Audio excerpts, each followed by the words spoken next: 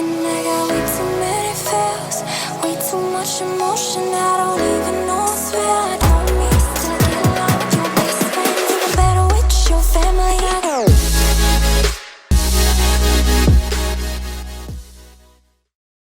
Good morning, friends. Welcome to today's video. I'm not really sure what we're going to be doing.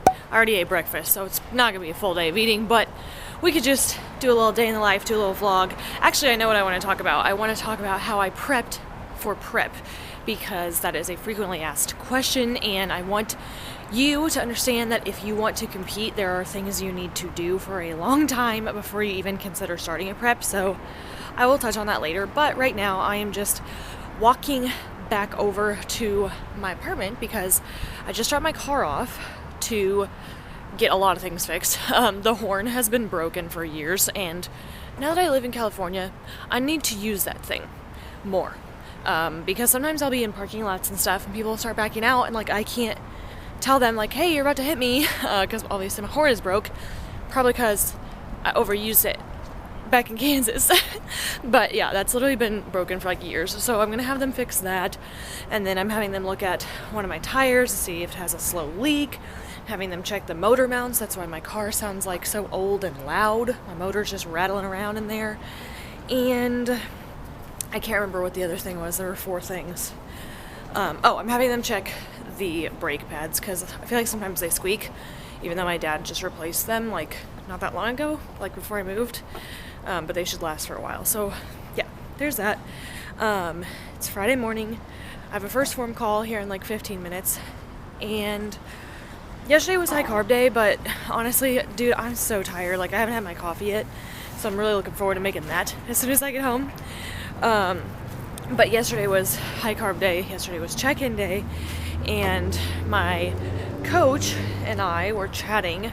And it's just like I'm not recovering very well. Like I'm just very inflamed, and obviously it comes with the territory when you're dieting and training really hard. But it sucks, right? And so we want to do everything that we can to alleviate that and maybe, reduce the inflammation so I can continue to make progress and 1, not feel so shitty, but 2, not just be perpetually inflamed, like systemically, right? Because that's why my back's not recovering. That's why I'm not like hitting a ton of new lows. Like I'm just inflamed. So one way that we can do that is through nutrition, obviously. And he had me send over kind of like a full day of eating, and I pretty much eat the same thing every day. So I was like, okay, here's like a typical training day for me. And he was like, okay, cool. The thing is, I'm eating a lot of, so like most of my fat sources are coming from omega-6s, which are pro-inflammatory foods. And if you've heard me talk about fish oil before and omega-3s are anti-inflammatory foods. So you need both, but you need a specific ratio, and the American diet tends to very, very heavily favor omega-6s. So we realized I'm eating a lot of pro-inflammatory foods. So he made the recommendation that we cut out the ground beef and cut out nut butters, which are clearly 2 of my very favorite things. But at this point, I'm not emotionally attached to my food. I'm just like, okay, like I'll cut those out. So kind of sad because we made shroom burgers last night, and I was gonna have another one today because I have like leftovers, but that's okay. I'll just give them to Lexi, and then I'm gonna cut out my nut butters from now on, and we'll see like if it helps. I'm also going to be incorporating more fish oil, more salmon, fatty fish, whatever, and we're gonna see if that helps. So that's the update for right now. Like I said, I'm ready to have my coffee. I'm like not awake, not functioning. Even though I had a high carb day yesterday, I am still just so sore and so incredibly tired. It was so hard to get out of bed this morning. So I think I've just hit that point in prep where like, okay, this is gonna be our new normal. But anyways, I'm gonna go finish this little walk, get my morning movement, man. Make my coffee, get on this call, and I'll probably catch up with you after that. I have some check-ins and fast track to fit stuff to do today, but it's a rest day, so that's why I was like, okay, y'all can keep my car today. So anyways, I will catch you when I catch you. Yo, so I just had my first PHORM call and I just answered a couple of check-ins. I just have a couple of girlies who send their check-ins to me on Fridays, and I'm just kind of still trying to come back to life.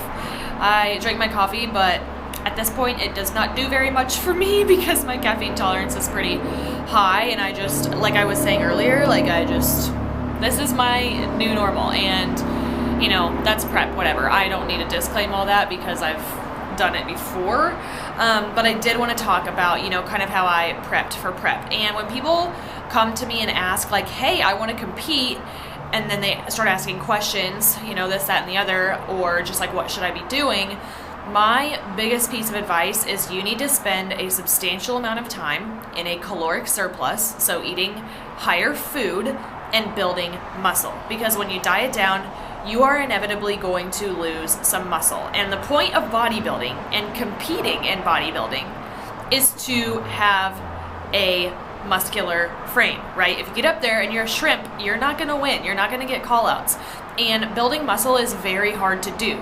In fact, it is so hard that people compete in it, right? That's bodybuilding. So that's the biggest thing, is don't even consider stepping on stage until you have a solid foundation of muscle on your frame. Obviously, you don't need to be like stupid jacked, right? There is a look. If you follow bikini competitors, you know what the judges look for because you see the girls who are winning and you see what their physiques look like.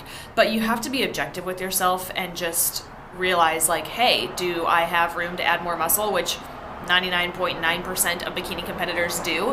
And at that point, just start eating like you mean it, start training like you mean it, and I would say kind of gauge your progress from there. Obviously, so much of this is individualized, but generally spend a decent amount of time on higher food. Then, if you are looking to start a prep, if you think that you need X amount of weeks, you really need X plus 4 weeks. Okay, so if you think you need a 12-week prep, take a 16, which in the grand scheme of things, that's a pretty short prep these days. It used to be people do 12 weeks and whatever, but the look and the conditioning has changed so much over the years that it takes time to really dial things in, and you'd be surprised how much weight you have to lose. Like my last prep, and probably this one as well, I will end up losing 30 pounds. And I'm not someone who, when I was fully bulked, looked like I had 30 pounds to lose. Okay, that's the reality of it. You're gonna have to dig, especially if you don't already have some body recomposition under your belt. If you don't have like oblique lines in your off season, like just soft, or you don't have any like delt striations or separation, and that's all genetic. Again, it's all individualized, but somebody who is a mature athlete and they have gone through several cutting and bulking phases and they have recomped their body, they look like an athlete in the off season, right? They don't get fat because you take your nutrition seriously in the off season. You don't eat like an asshole. You eat intentionally with every meal and every macro counted. So if you're in a position where you do look like an athlete in the off season, which I hope that's not like, I hope you understand what I'm saying, right? I'm not trying to be offensive. I'm just giving you kind of an idea of when you're like ready to compete if you're someone who has thought about competing. And I want you to be successful if that's the case, because stepping on stage is definitely for yourself and it's definitely a big journey. But I think if you're going to compete and put your body through those extremes, you should be competitive and you should want to win. So I don't want to see anybody half-ass it and then wreck their bodies and lose. Like, you know what I mean? So if you're in a good body recomposition spot, you can enter your prep, add 4 weeks to whatever you think. My last prep was 20 weeks. This one will end up being, I believe, 28 for my first show day if I register for the show that I'm thinking of. But that is a very long prep. I would say the typical prep is around 20 to 24 weeks from what I have seen, heard, known, experienced. Different coaches will tell you different things. If you are lifestyle lean, maybe you truly only need 16 weeks to get stage lean. But if you're somebody who does have, you're bulked, you're fully bulked, and you're going to enter a prep, it's going to take you longer. That's just how things go. The other option is if you're fully bulked and you're like, okay, I want to compete, what you can do is a mini cut, kind of meet in the middle between stage lean and fully bulked, then give yourself a reverse period to reset everything, then go into your prep. that is what I did. Last time I bulked, it was about a year ago right now. It was my anxiety bulk. And then I did a mini cut kind of going into the spring. And then when I moved out here, that was around March, right?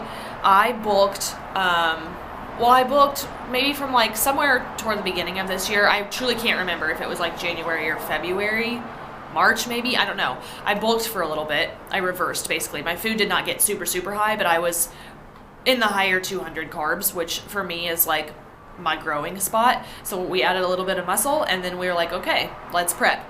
My coach asked me if I wanted to dig in early, and I was like, yeah, let's go. So that's why my prep is so long.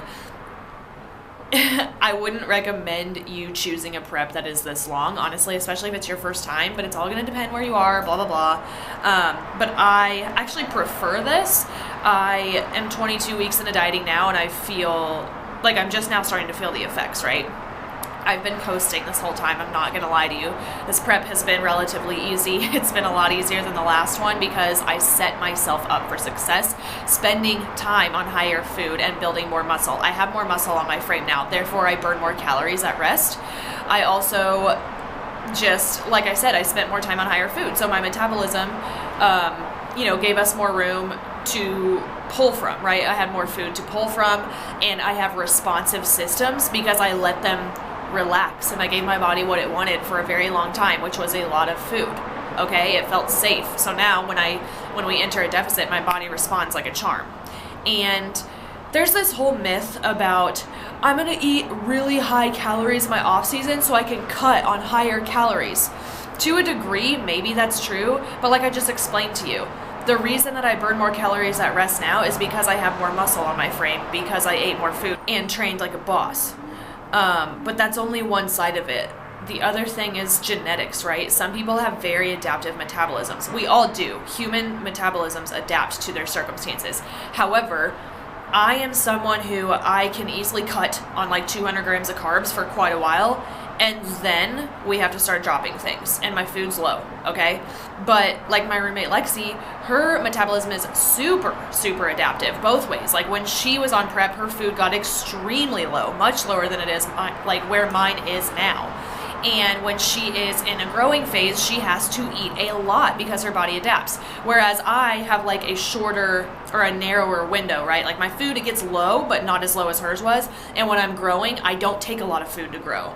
And that's not, like, you can't change that. That's genetic. That is how your metabolism works. So please, if you believe that you can eat like 4,000 calories in the off season and then be able to cut on like 3,500, that's just not how it's going to work, because your metabolism is going to adapt. I mean, maybe for a couple weeks you'll drop just because that initial deficit, it works, right? The way to lose weight is to put yourself in a deficit, okay? I don't care how the fuck you do the deficit.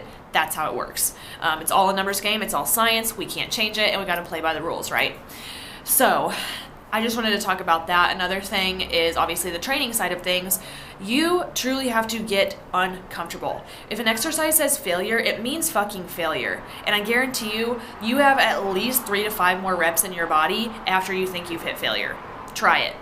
And if you're not willing to get uncomfortable in and out of the gym, but when you're training, you're not optimizing your results. Your body is not going to create new muscle tissue. You have to train like you mean it. And when I say being uncomfortable outside of the gym, yeah, you're gonna add some body fat.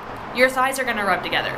You're not gonna wanna wear crop tops all the time, or even shorts. I didn't feel comfortable in shorts until I got pretty freaking lean. And I don't like it when my thighs rub together when I'm walking. I hate that feeling, okay? But it's necessary to add body fat in order for your body to feel safe enough to create muscle tissue, okay? Hopefully that makes sense. I try to include like all of my talking points on everything like that, but dude, the bottom line is if you want to compete, you need to prep yourself for prep. So hopefully that makes sense, like I said. But yeah, I wanted to talk on that before I forgot about it. Again, yo girl is just so tired. I might just like go down for a little walk right now maybe, and then I'm going to work on Fast Track to Fit stuff. So it's gonna be a great Friday. You already know I got my crystals with me right here. And I'm actually, I think I said this in the last video, I'm going back to the studio. I have an appointment on Tuesday, so I will see if I can bring you guys along, take you in there. I'm assuming she's not gonna have a problem with it. But yeah, so stay tuned for that. Otherwise, we're just plugging along on prep. Like I keep saying, things are getting real. I still truly do love the process. There's not a single second where I'm like, I just want to quit. Like, I'd rather just not. Like, that's not it at all. Like, I'm so serious about my goals, and like I've been working on posing with my posing coach. I'm going to a clinic next weekend, so it'll be really good, like in-person posing with her. And you know, I got my suit that I accidentally deleted the freaking clip for. So that's good content, man. Like for angel competition and stuff. Like the only people who know my reaction when I open my suit are Lexi and myself. So I'm sorry. But yeah, that's all for now. That's my thoughts. So I'll probably catch up with you a little later. I'm not really sure what all, is going to be going down today, but my bitch ass plans on staying pretty planted because one, I don't have my car, but two, I'm just tired. So yep, gonna use this time to be productive, and I'll catch up with you here in a bit. Hey yo, so update. I just finished recording the lectures for Fast Track to Fit in the next module or so. Got the PowerPoint done this morning. That's how I structure my Fast Track to Fit program, so it gives you a little glimpse to the inside. But, dude, I can't remember if I said this or not, but my coffee this morning didn't really do anything for me. Like, my adrenals are just shot. I think I might be purely exhausted because of some hormonal fluctuations. That was always my biggest symptom when I had like a regular hormonal cycle, right? So I think that might be at play, which, I mean, that just kind of sucks. There's not much I can do about it. But when I feel like this, I just embrace it, right? And I figured I would come on here and talk to you while I'm still like in my talking mode after I recorded those lectures, so you can get like a little bit more energy from me. But I've been pretty low energy all day, and I drank a Bang still, which typically on rest days I won't, because I'm like, I use Bang as pre-workout, and so on rest days I'm like, you don't need it, it's okay, we need to be mindful of our caffeine. I drank one anyway. I quasi woke up for like 20 minutes, and then I was like, meh, back to freaking being tired. So yeah, it's just one of those days. Thank goodness it's a rest day, but I'm gonna go plug my computer in. All my work that's on my to-do list today is done, so that's cool. So if I want to chill for the rest of the day, I totally can. It's like 2:47 right now, and that's great because it's about to be Friday afternoon club. But like I said earlier, I just plan on chilling. They haven't called me about my car yet, so hopefully I can go get that soon. I don't really plan on going anywhere. I just need to walk back over there and get it. But otherwise, that's just the update, man. I don't think there was anything else I really wanted to share. I know this isn't a full day of eating, but I think my next meal I'm going to have a whole egg. I was doing research on foods that have omega-3s and omega-6s. Obviously, like, I know most of this stuff because I take fish oil. I'm educated on, like, nutrition, right? I'm a nutrition coach. But I'm just taking this as an opportunity to experiment with myself and see if, like, switching around my fat sources and getting more omega-3s, which are anti-inflammatory, I think I explained that earlier, will truly, truly help with me feeling so inflamed and so sore. So it'll be good.